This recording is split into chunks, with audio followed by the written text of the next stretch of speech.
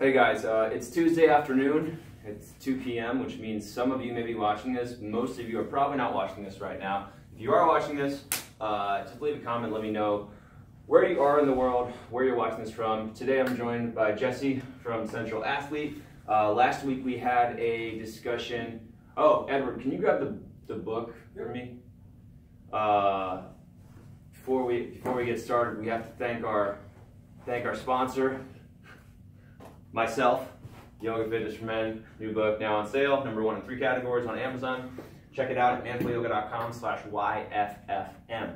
All right, so again, Jesse with Central Athlete is here. Last week we talked about, I think we talked about kind of just how nutrition affects weight in general. So we talked about the 2 main problems that people have, which is #1, most people have issues with being overweight and just trying to improve body composition.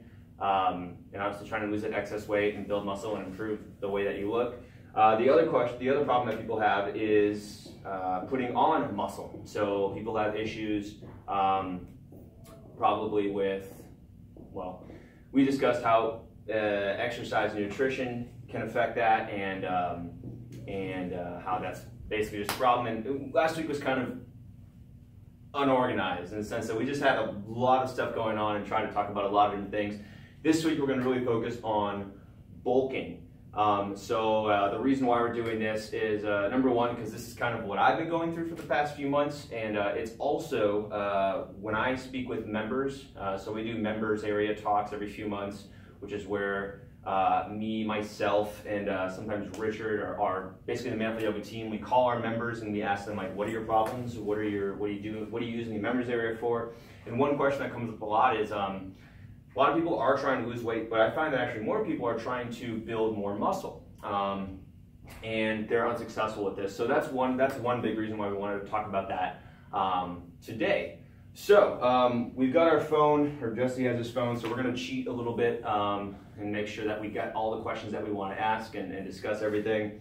So first thing let's talk about is, Jesse, bulking is adding muscle, right? So how is muscle made? How do we build more muscle? Yeah, so I think some of the concepts for that are really, we need to be able to break down muscle tissue, and when that happens, right, there's a natural inflammatory process that occurs.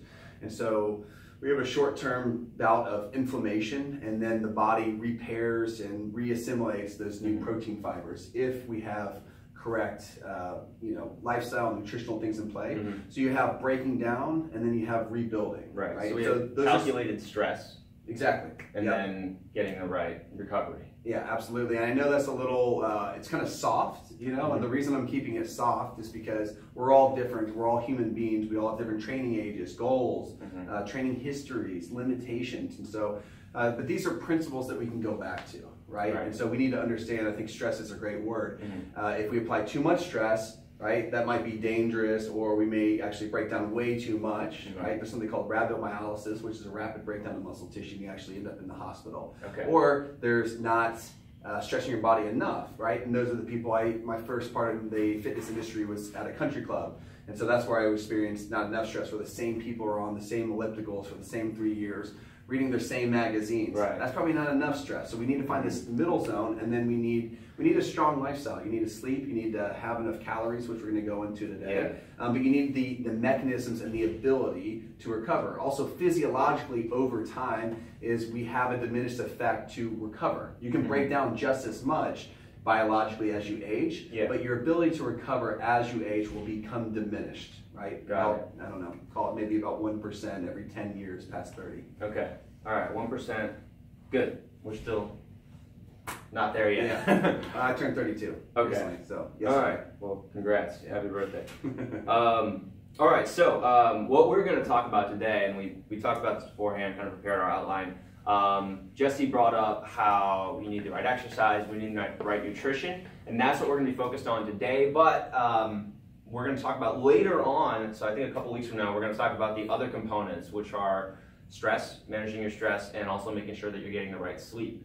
Let's get into it. I guess, well, I also wrote here, what are the benefits of having muscle. So like if someone, let's say someone they're just happy with their physique as it is right now, and they're not really interested in building muscle. Why do we need muscle? Why is having muscle important? Yeah, so I mean, the first thing that comes to mind is there's a distinct metabolic portion. The more lean body mass, the more skeletal muscle mass that you have, the more you're going to burn just doing nothing. So in terms of managing a great body composition over long periods of time, what we see when we look at the literature is that having a high basal metabolic rate and then moving a lot is some of the habits that are consistently applied where we see people having easier to maintain kind of weight and body composition. There we go. Come on, guys.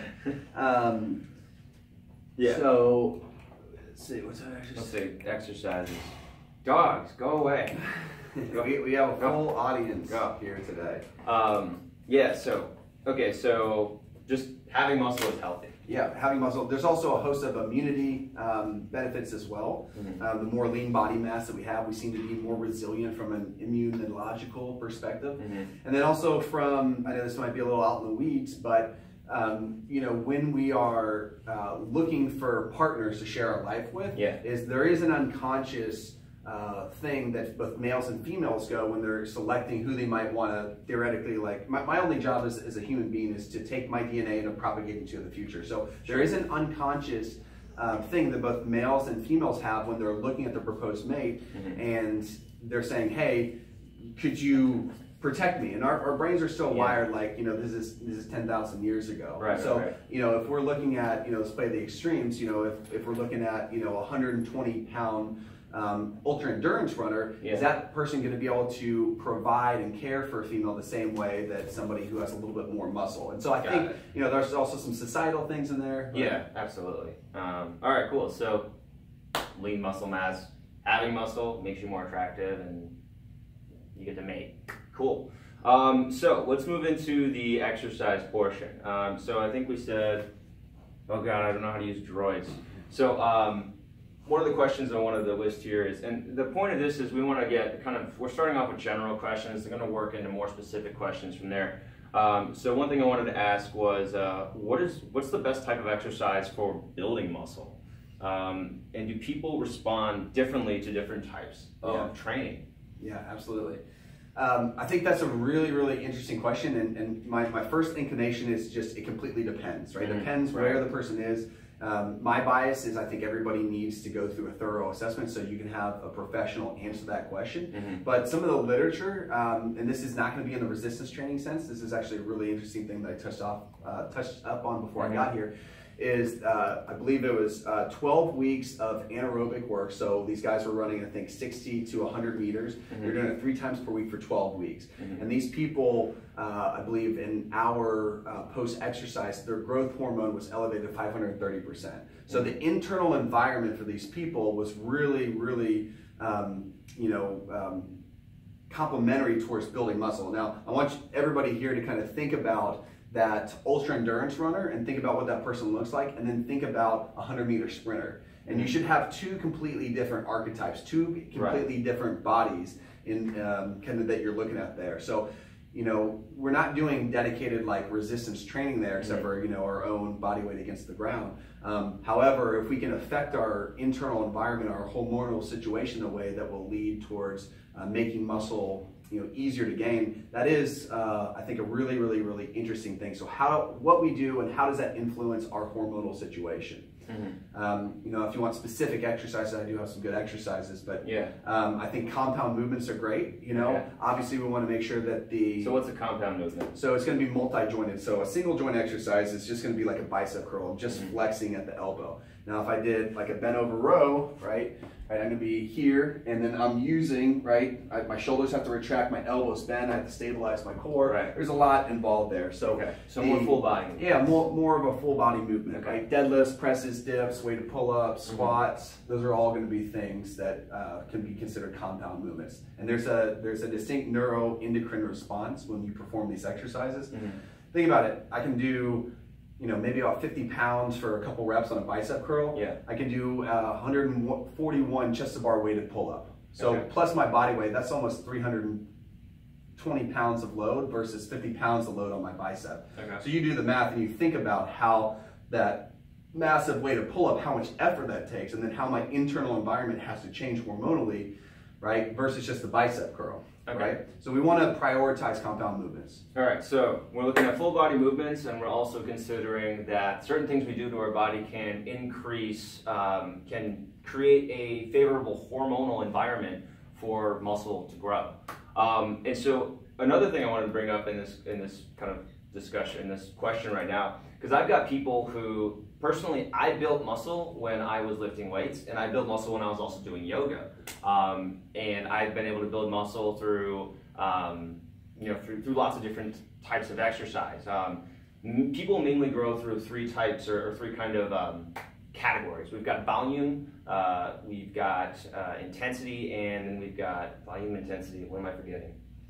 Maybe you could have like messing with tempos or messing with like variability. Reps. Yeah, variability. Variability. Okay. So variability and volume and intensity. So some people may grow, and there's a great test for this called the what is this test called?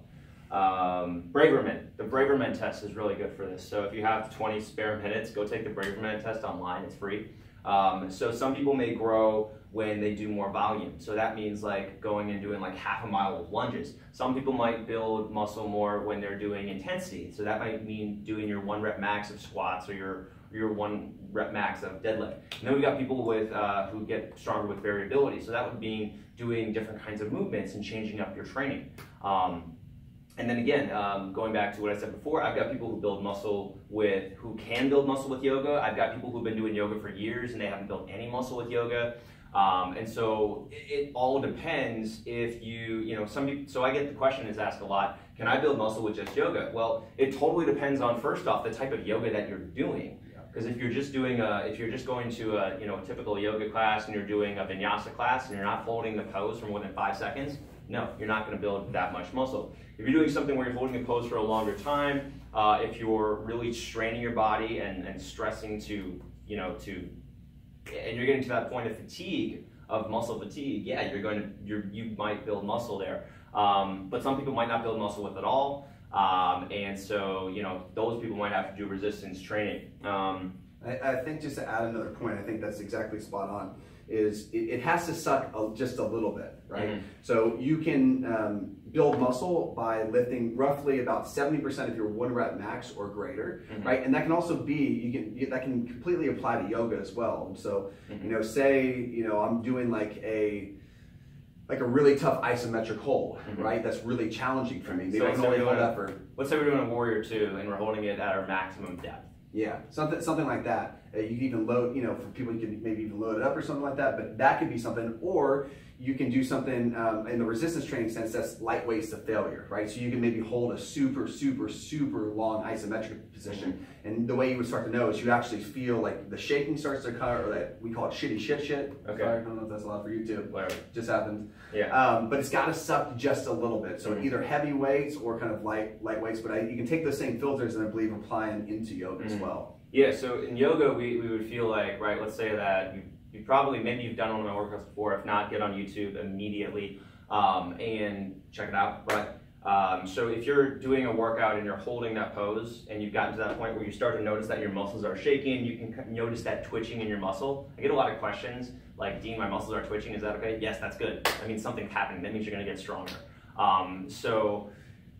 If you're getting that, that means that you are getting that necessary stress on your body and you are going to get stronger. But for some people that might not be enough.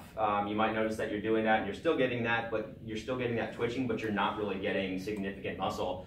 And at that point, you need to look at, we need to look at resistance training, right? We need to look at doing different movements, right? Variety. We need to look at different volume. So maybe we're doing, maybe we're increasing the volume or intensity. Maybe we're doing something that targets the same muscles that we've been doing with yoga, right? Which is everything, just our glutes, our hamstrings, quadriceps, abductors, core, everything. But maybe we need to do something more intense, so like a higher resistance at a shorter amount of time in order to facilitate that growth.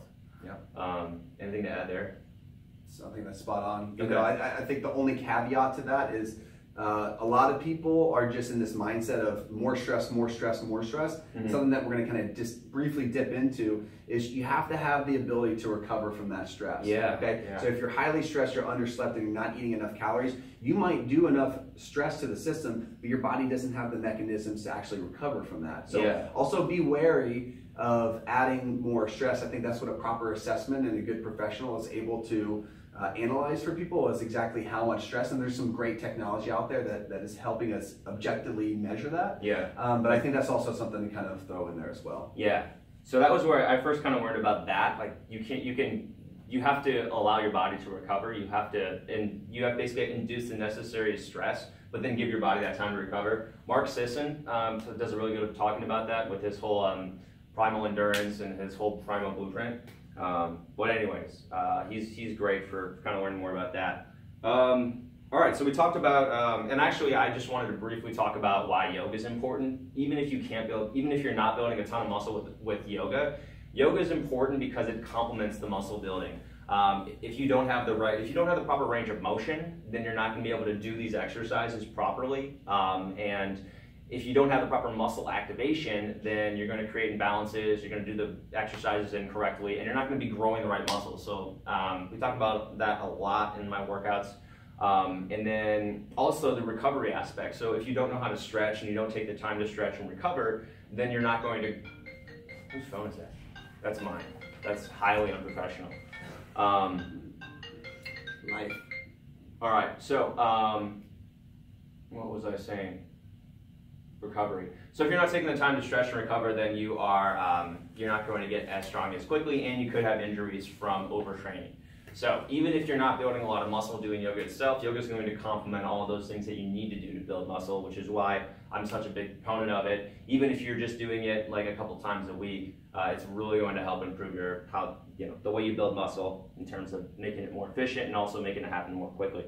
So let's get into nutrition. What are some general guidelines for people in terms of not necessarily creating a nutrition plan, but if I just were to go into my kitchen and start eating things differently, or start buying a few more things at the grocery store, what kind of changes am I going to be making to my diet? So what things am I going to be eating more? And this is under the assumption that the person is also doing some resistance training and they're trying to grow. Sure. Yeah. Correct?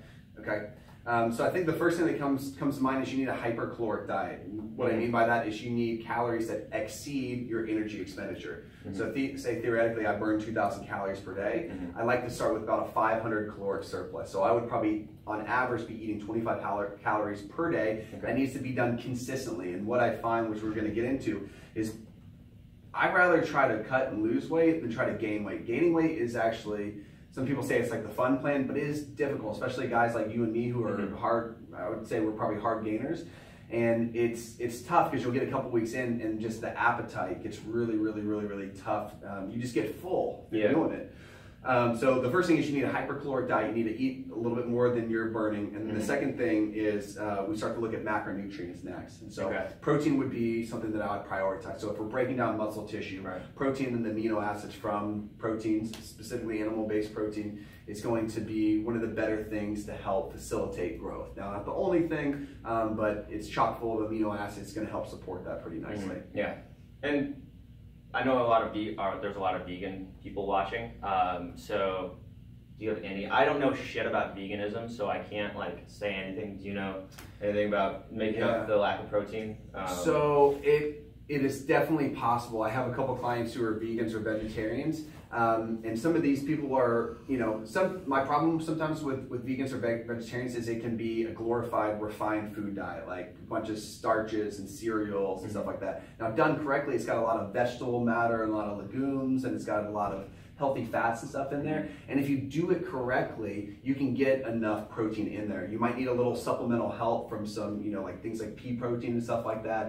And the people who really understand how to do it correctly, they're going to add in some B vitamins and maybe even some specific things for amino acid support. Sometimes some vegans vegetarians will consume eggs as well. Eggs are kind of a complete protein source and has all of your essential amino acids in there. So there are ways of kind of hacking that, but I think it has to be very, very, very intentional. Yeah. About 2 years into a vegan diet, sometimes you can have things from certain vitamin or mineral deficiencies. Yeah, so that's kind of what I've noticed is, I mean, basically what Jesse is just saying. The point is, if you're going to be a vegan and you're trying to put on mass, or you're trying to make sure you get enough protein, you just have to be very. You have to know what you're doing. You can't just switch to a vegan diet and start eating only vegetables and not pay attention to all the macros and checking your blood regularly to make sure that you're getting everything that you need. Whereas personally for me, like on a normal, but on like an omnivore diet or making sure or eating meat, for me it's a lot easier to do that. Like I don't have to, for the most part, I don't have to worry about. Apart from like trace minerals and things and whatever I want to supplement with, like I like using mushroom extracts, and I take fish oils, and I do a DHA oil from Primal Hacker. But for the most part, I don't really have to worry that much about supplements because I'm getting that from my well-rounded diet. Whereas when you're vegan, you have to be a little bit more. You have to measure it a little bit more, and you do have to do more things. You have to be. It just takes a little bit more effort. Yeah, you got to be more intentional. Yeah. I mean, you're eliminating a food group, right? So you have to spend that much extra time focusing on the other ancillary parts of your diet to kind of beef things up. Right. All right, so number one, protein. Prioritizing protein intake. What else are we going to do to our diet? What else are we going to eat more of? And also just more calories, right? Yeah. So where are we going to get those more calories from?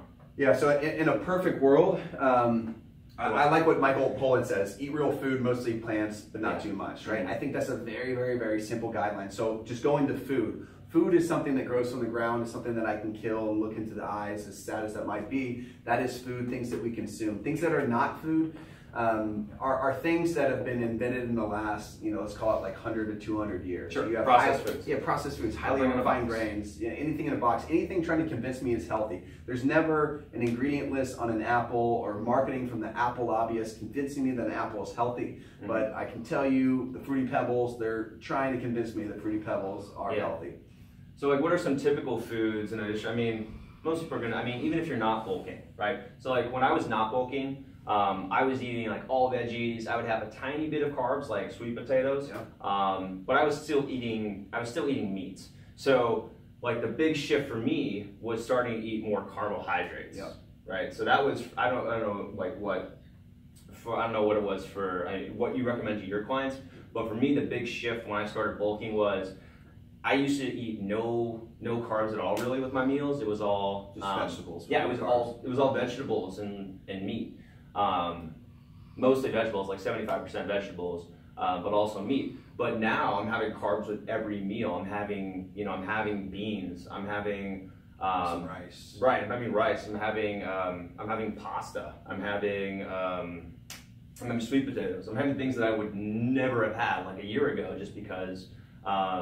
It was unhealthy. Right, it was unhealthy. But now I'm eating all these things. I'm eating all these carbs that a lot of people would look at as kind of off limits if you're looking at what a typical healthy diet is, right? Lots of plants, maybe some meats, and minimal carbs. So what are some other things that people are going to eat more when they're bulking or when they're trying to gain more? See, I think that's a great example. If you're trying to bulk, anytime you have these limitations like, oh, I can't eat meat, or I need to stay away from this type of food. Anytime we start to put these limitations, you're just making it more and more challenging. Now, I think we do need to stay away from certain food sources, sugar, alcohol, white flour products. Those are things that just our bodies tend to not do very well with. So bulking doesn't mean eat as many calories as you can from shitty food sources. It can mean that, but I think a clean bulk would be something where we actually have some criteria.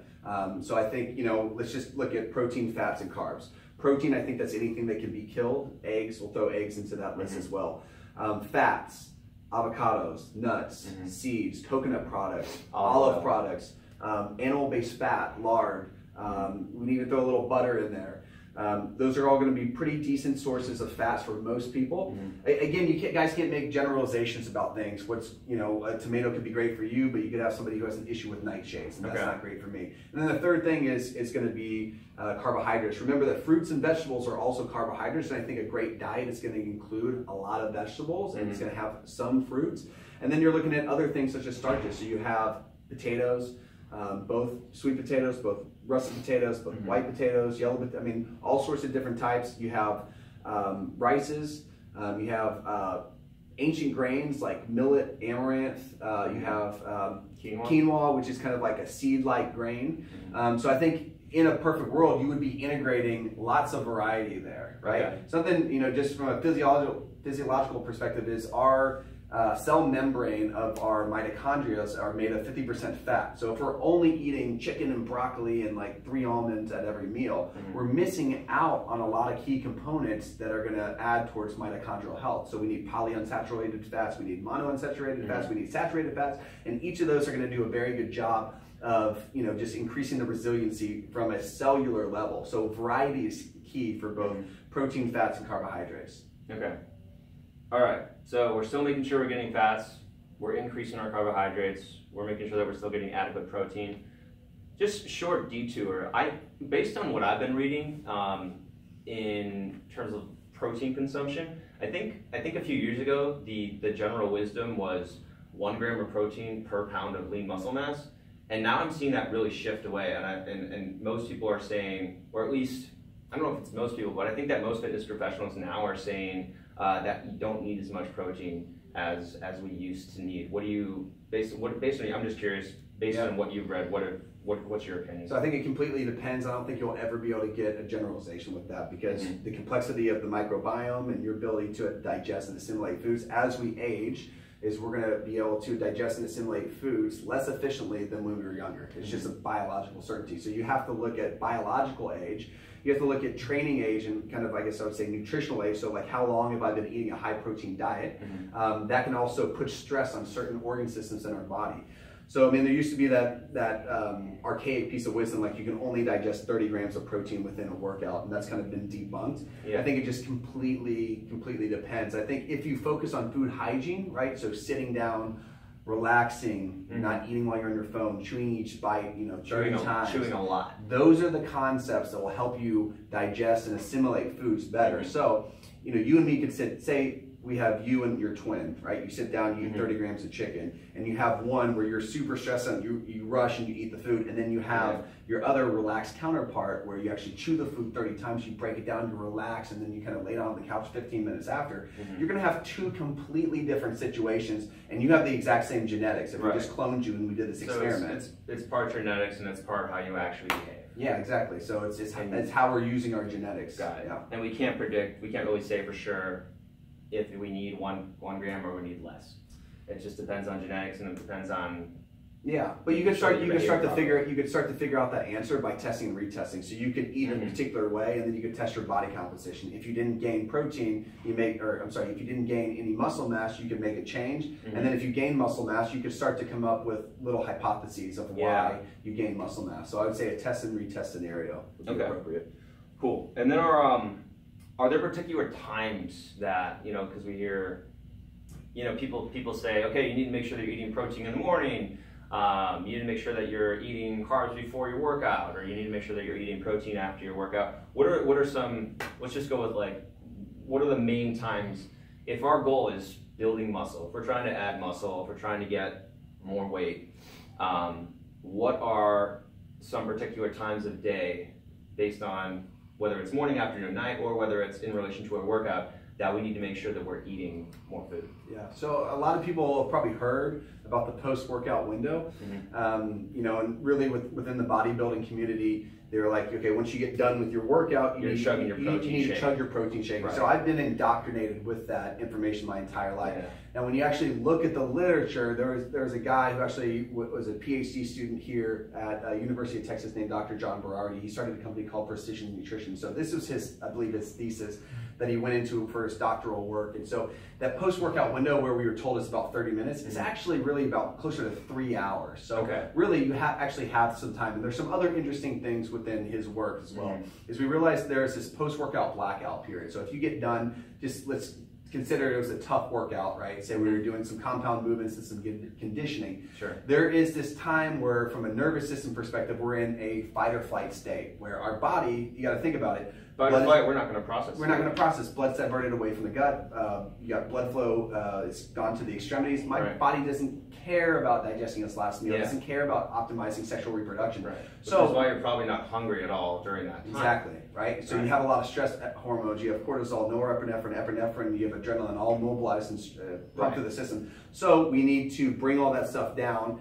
And then, so, really I just, when hunger kind of resumes, I think it's a really, really, really good time to put that in there. I don't really like getting locked into a lot of these really hard rules and really hard frameworks. And I think, really it's just after you're done working out, when you get hungry again, that's your body's sign to start to eat. And when we look at literature, timing is less important. It's still important, but what is more important is to make sure that you got in your calories and adequate protein throughout the day. Okay, so timing is secondary to the overall daily picture. Okay, got it. So make sure that you're eating after your workout when you're hungry. And I think this brings up a good point that your body tells you things and you should listen to your body. So, that explains why after I finished my workout, and that was kind of the same mindset that I was around when I was growing up in high school and college. You see everybody at the gym, they finish and they've got their pump on because they only do upper body, and they've got their pump and they grab their protein shake and they just start chugging immediately after the workout. And yeah, it's because we've been bro science to the point that we think that we have to have our protein right after the workout. And I would challenge that those guys probably aren't digesting and assimilating as much protein as they could if they were to wait till they got to more of a restful and relaxed state. Yeah, that makes sense. So I guess the point here is listening to your body this just is one example of why you should listen to your body. Your body tells you things. Before we had, all these watches and rings and things that measured in blood tests, your body, you had to listen to your body. You had to listen to your body say, I'm hungry, or I think I'm thirsty right now. We didn't used to have things that test this. And now these tests are great because we can double check to make sure that what we're feeling is correct. But before then, we just had to rely on our body giving us signals. So I think, and I talked about this last week, but I think it's important to try and develop that. Obviously, reinforcing it with these tests every month or every month or so, doing blood tests, doing things like the inline body assessment. Inline body? In-body. I don't know why I keep saying inline. Yeah. Inline, didn't want to correct you. Inline skating. I was just going to roll with it. In-body assessment. So now let's talk exercise specifics now. So what are, I think the question that I gave you was what are 6 exercises? And I also want to give you some criteria for that because if you haven't, because certain exercises, they're difficult, right? They take a really long time to learn. If you don't have a proper instructor giving you feedback, maybe you're not going to do them correctly. So let's choose some exercises that are relative, let's not do power cleans, right? Let's not do hang cleans. They're great, but they're freaking hard. So let's look at exercises that are universally doable. Universally doable, yeah. For the most part. Yeah. It doesn't have to be 6 either. Let's just choose whatever. Yeah. So I think we have six different ways that we can move. To keep things very simple, I can push overhead, I can pull, I can have core exercises, I can hinge like this, and then I can also squat down to the ground. Yeah. And I can have single leg exercises. And really quick, hinges and squats are different, and you're going to get both in yoga. For example, I would argue that a chair pose is more of a hinge, right? If our hips are pulling back, it's a hinge. And knees stay back behind the toes, or they don't have to stay behind the toes, but the point is that the hips pull straight back. If you imagine that you've got someone with an elastic band around your waist, and as you go down, they're pulling you back, that's a hinge. And that's going to focus more on your hamstrings and your glutes. Whereas a squat is if I'm actually going to reach down and get something, right? So if I come down here, my butt goes straight to the ground, and this is going to focus more on, you feel this more in your quadriceps for the most part. Beautiful squat. Thank you. I do teach squats, so I should know how to do that. All right. Back to what we were saying, sorry. Yeah, so I think we would probably pick a couple exercises that would meet that framework. So, and obviously everybody has different abilities, so sometimes people might need just body weight versions, sometimes we can start to load these things up. So I think a pull-up or a weighted pull-up is an excellent exercise. It's very primal, it's very simple. We're primates. We like to hang on things. We like to hang, we like to get around things, we like to monkey around. I think some sort of pressing variation, right? We can call that a dip, we can call that an overhead press, we can call it a bench press, but some sort of compound, right? It's a multi-jointed pressing movement.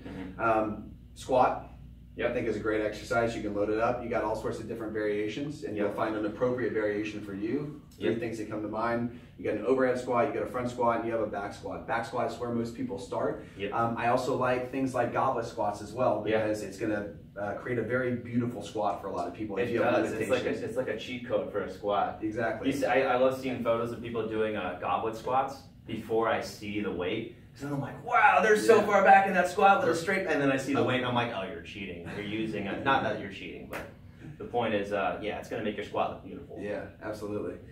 We also have, I think, a deadlift, so learning how to pick something off the ground while keeping a flat back. I think that's one caveat on there is a lot of people don't understand how to keep a stable midline. So that would be one of the big things is a lot of times people can lift up a lot of weight, but they can't do so with keeping the integrity of their back. And so I know you guys are big about integrity within the movement category. So I would want to apply the same concept over to the deadlift. Yeah, and that's where hamstring mobility comes in. So doing yoga, getting your hamstrings mobile. But also, like if you do deadlift, I talk with so many people who are like in their late 30s, 40s, who when they were in their 20s, and even now, you know, they're used to deadlifting 300, 400 pounds, but they do it with awful form. And they get to this point where they're in their late 30s, and they finally have this one episode where, I did deadlift and I felt something weird, and then I woke up and I couldn't move for 3 days.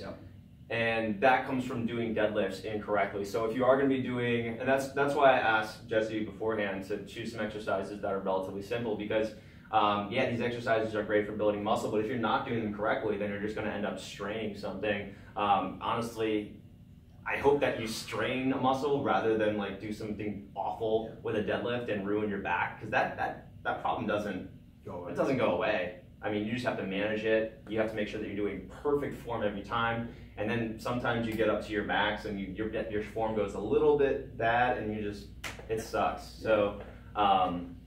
And that's why I think yoga is so awesome to complement resistance training, because you're actually slowing down and asking yourself while you're holding the pose, are my butt muscles engaged? Do I feel like my glute max engaged? Do I feel this length through my chest? Do I feel like my abs are tight, right? Do I have good posture? Is my neck in the right position? All of these things. And when I started doing yoga, and then actually started, after I started doing yoga and went back to weights, I was noticing so many more things.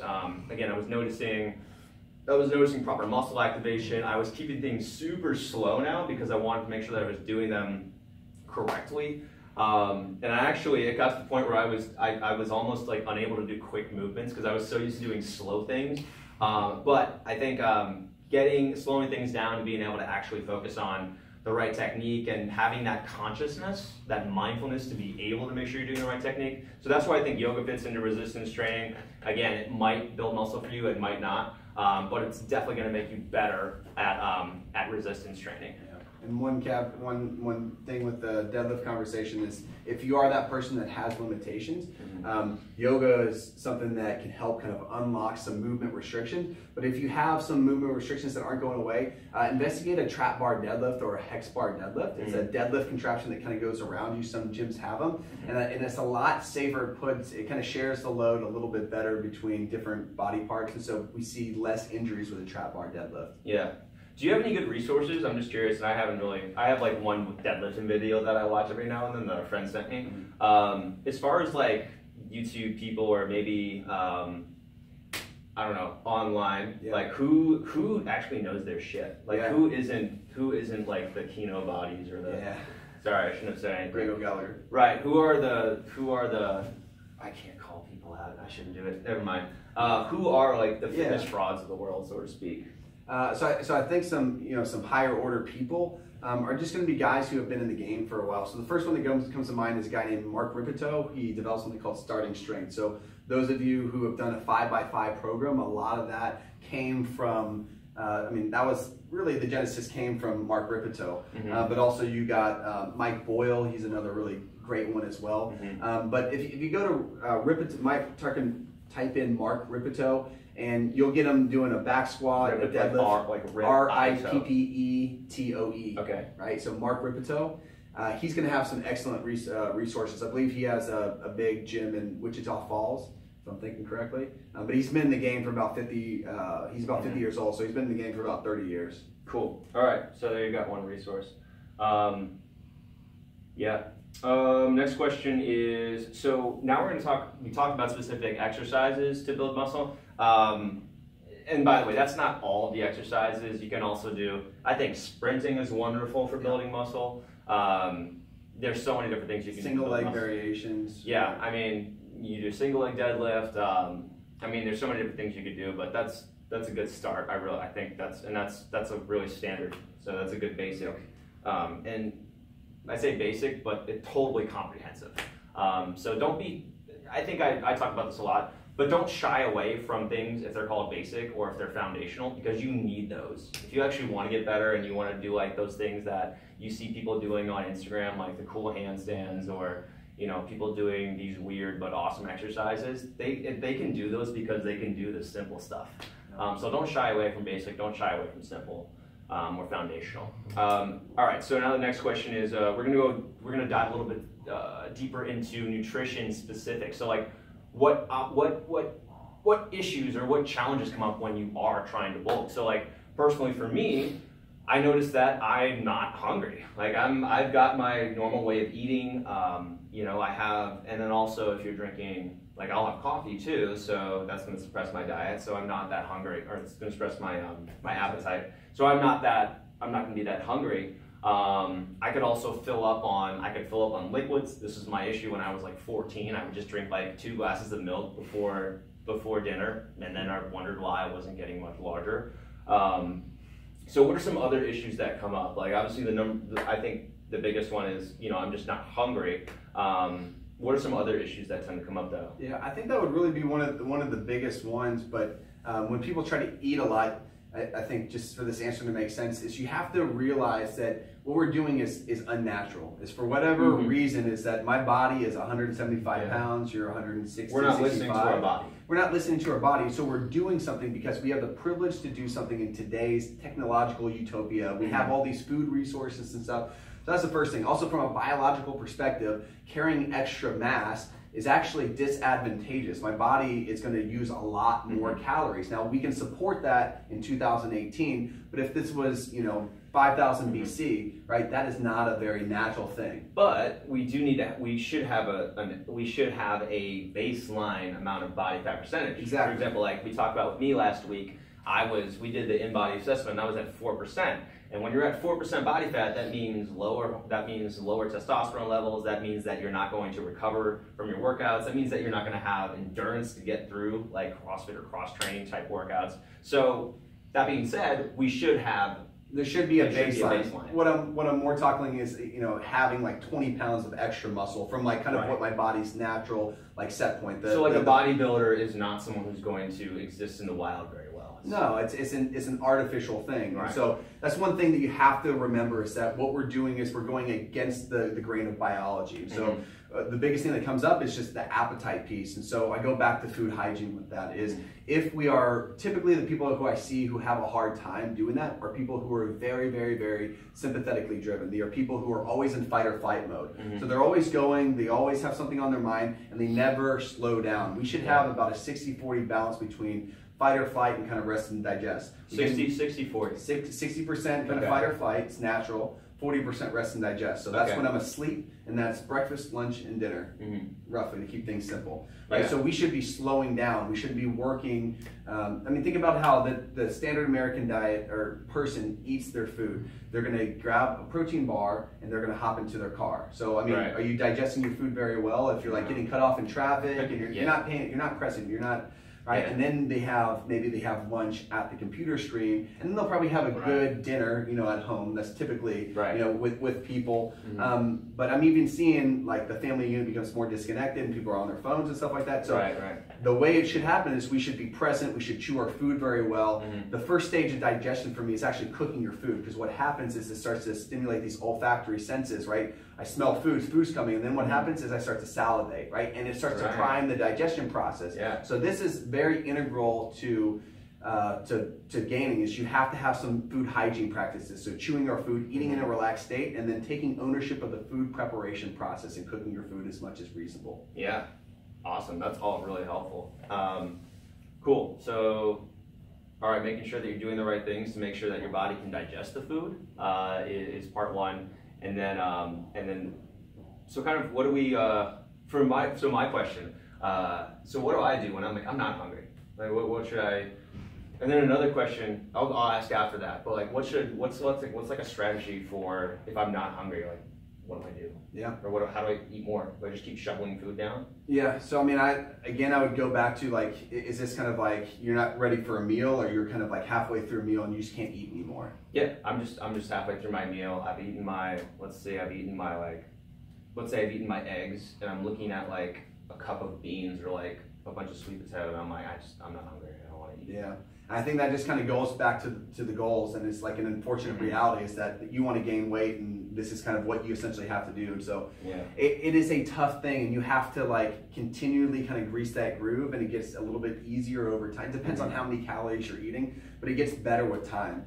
I would just come back to like relaxing, sometimes taking 3 breaths, right? And maybe even like, you know, making sure we have a great environment for consuming that food. Okay. Might help support that. Yeah. And that's helpful. That's something you can do. Yeah, and it's also, you know, if you ever go to the buffet, you always know to eat the starches last, right? Yeah. Because they'll kind of fill you up. Think about eating all the bread and stuff before your meal. You can't eat as much. So think about eating, you know, more of the protein dishes ahead of time, and then you save a lot of the carbohydrates for last. Got it. Protein first, carbohydrates last. Okay. Right? And then I would also, you know, we're going against the grain of like longevity and health, so I would say you probably want to tone down some of the fiber and some of the, like the, you know, if you think about like broccoli and you know, a bunch of fibrous greens and stuff, they're going to take up a lot of volume, and they're going to start to blunt hunger. This is actually a really interesting thing. So some of the strongest men in the world, so like Brian Shaw, Eddie Hall, I forget the big Icelandic dude's name right now, but they have to eat on average 10 to 12,000 calories per day. And so we have to go back to, like, you can't eat a perfectly clean diet and eat 10 to 12,000 calories. So what they'll do is they'll start to mess with their neuroregulation for appetite control, and in between meals they'll actually have some Doritos, right? And I know that's crazy, right, because that's kind of one of the best foods, but it starts to hijack our ability to like regulate appetite and control. So sometimes running insulin and sometimes putting some sugar or some like crappier food just in a very small amount can actually start to like accelerate hunger. So that is something to kind of think about. And there are better sources than probably Doritos, but that is something to think about. That is like one of their tried and true methods of doing it. So simply explain, you're just having carbs. You're basically having carbs to make yourself hungry. It's going to start to spark that hunger more and more. Okay, cool. All right, so you got some tips. So number 1 is try to get your body into a rest and digest state. Make sure that you're relaxed. Make sure that you are slowing down your breathing. Maybe you sit down on the couch and try not to work or don't look at your phone. Number 2, you can eat some carbs to try and stimulate your diet. What happens when you eat carbs? I think we talked about this last week, but your body thinks that it's starving pretty much all the time. That's just how your body is biologically wired. So when you eat carbs, when you eat sugar, your body's like, oh, that's good, give me some more of that so I can stock up in case like the famine happens and I don't have any food. Cool. And then what else do we do? We talked about nutrition. How do you force yourself to eat more? We talked about that. And that's actually, that's kind of where I wanted to conclude today. So things we didn't discuss, we talked briefly, kind of talked about this a little bit about making sure that you're getting into that rest and digest state, or relaxing basically. We did not talk about specific strategies to do that. And then the other thing, we didn't really talk about sleep. Sleep's really important. Sleep's when your body recovers. And if you're not sleeping, then all sorts of awful stuff happens to your body. So here's the plan. 2 weeks from now, we're going to be talking about, are you here in 2 weeks? Cool, all right, I'm here 2 weeks. All right, so 2 weeks from now, we're going to be talking about that kind of stuff. We're going to be talking about optimizing your sleep and making sure that you are keeping your body stress-free. Kaya, you're snoring. And then number 2, so next week, we're gonna go on the opposite spectrum. So this week we talked about if you're skinny and you're trying to add more muscle. And then next week, we're going to be talking more about losing weight. Yes, so we're going to be talking about, and I think that for the most part, most people, maybe not with you guys, with this particular audience, with this particular community, but I think for the most part, people are overweight and they're trying to lose weight. So that's going to address the majority of the population in our next week. Oh, I did have one more question. And then Edward, if you want to check the comments and see if we have any questions that we could answer. So we talked about, you're fighting you're fighting biology in terms of bulking. So let's look at some professional athletes. Like, let's just keep it. I'm trying to think of. So let's look at soccer players, Okay. right? Soccer players who are pretty lean, Yeah. right? Let's think Ronaldo. Yeah. I don't care if you're a straight male. That man is beautiful, and he is Yeah. jacked, and he is like a perfect specimen. Then we look at football players, right? Big, huge, right? Pretty unnatural. And then we'll look at we got different types of football players. Even the running backs are huge and unnatural. But also let's look at linemen. Let's look at people like The Big Show in WWE. Right? This guy's like 400 or 500 pounds. So that's a huge range. But what do you think is like the optimal? And it's different based on. But you can't answer this because we all got different genes. We all have different. So what's like the biggest that you can be and still be within like natural biology, I guess? Or are there people who are just biologically my brain huge? Yeah, my brain instantly goes to like a 100-meter sprinter. Okay. Those guys are really, I mean, they even have like kind of massive delts, which is kind of crazy because they're doing all running. But you can see like all of the motion, you're using your arms in a very high velocity format. And some of these guys will weigh, they're like 175 to 190 pounds. They're pretty long and stuff like that. I think that's, when you're starting to bring yourself, I know a lot of us are over 200 pounds. I just think, I know we're making big generalizations here, but I think once you start going above that, I think you're starting to cross over into what may be a little bit more natural. Now you have different body proportions, and what if the guy's 6'8", like obviously he's going to be over 200 pounds. Right. But I think, that would be, for me, what I would think would be kind of like, I think that's a very natural body type. I mean, they're getting that from, they do weights and stuff like that, but they get it from primarily just a lot of the sprinting workouts. Yeah, like what's more natural than sprinting, right? What's more natural than one of the most primal things that we do, right? So I think that would be that answer, and I have no research or literature to back any of that up. It's just my own 2 cents. Yeah, just having this conversation now, not really thinking about it much before, but gymnastics people come to mind, calisthenics guys come to mind, people who are just using their body weight. And we also think about like, I don't know, for me that's what comes to mind because calisthenics are, they're more natural than weightlifting. I mean, I guess even if you're probably not moving, I don't know, I guess in terms of evolution, we're probably not moving like, we're probably not deadlifting 400, 500 pounds. So I think if you're looking at the type of strength that would be prioritized, I think you're going to see a lot more people would be prioritized towards relative strength versus absolute strength. So relative strength is what you can do relative to your body weight. So like how many pull-ups could you do, or how many squats or weighted pull-ups you could do, versus like the guy who's flipping a 600-pound tire. I think from our DNA, I believe that we were more pushed towards being able to do things where it required us to be pound for pound the strongest person. We're climbing. We would have to lift heavy stones and stuff like that. But if we carried around too much weight, that just wouldn't serve ourselves very well. Yeah. Cool. Yeah. All right. Well, I think we had a pretty good discussion today. So you guys know now what you should be doing if you want to gain muscle and you haven't had success in the past. Again, if you guys are here in Austin, Jesse is here. Look up Central Athlete. He's going to help you out with a free InBody. Free, F-R-E-E, free, best marketing tool there ever was and wherever will be. But InBody assessment, really cool tool. I'm going to go back probably in a couple weeks once I finish my bulking season. Well, continuing to try to bulk at least and seeing if we've made any progress. Next week we're going to be talking about how to lose weight. And that's where I'm much more familiar, and that's what I inadvertently did to myself for a very long time. But yeah, cool. All right, guys. So thanks for joining, Jesse. Thanks again for having me on here. Or wait, you coming on here. And I'll see you guys next week. Again, it'll be Tuesday, right around 1:45, 2 o'clock, depending on when we get everything typed into our things. We'll see you guys then.